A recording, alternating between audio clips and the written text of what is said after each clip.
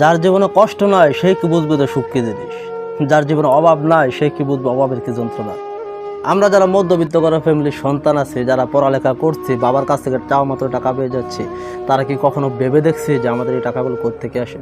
আপনার দিনমজুর বাবা কত কষ্ট করে টাকাগুলো নিয়ে আসে, আপনার চাকরিজীবী বাবা বছরে কত ঝাড়িঝুড়ি কত গালাগালি খেয়ে টাকাগুলো নিয়ে আসে, আপনার প্রবাসী বাবা স্বদেশের মায়া ত্যাগ করে স্ত্রী সন্তান দেশে রেখে একা একা বিদেশ থেকে কত কষ্ট করে রোজগার করে।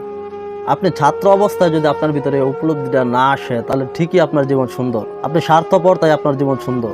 কিন্তু আপনার ভিতরে যদি এই উপলব্ধিটা আসে যে আমার বাবা কত পরিশ্রম করে আমার জন্য টাকা উপার্জন করে, আমি ততদিন পর্যন্ত সুখী হব না যতদিন পর্যন্ত না আমি নিজের পায়ে দাঁড়াতে না পারবো, আমার বাবার এই পরিশ্রমের মূল্য দিতে না পারবো, আমার বাবাকে বিশ্রাম দিতে না পারবো, ততদিন পর্যন্ত আমি সুখী হব না। তাহলে আপনার জীবন এখন সুন্দর হবে না। তো আপনি তখনই বলতে পারবেন যে আপনার জীবন সুন্দর যখন দেখবেন যে আপনার বাবার মুখে হাসি, আপনার মায়ের মুখে হাসি।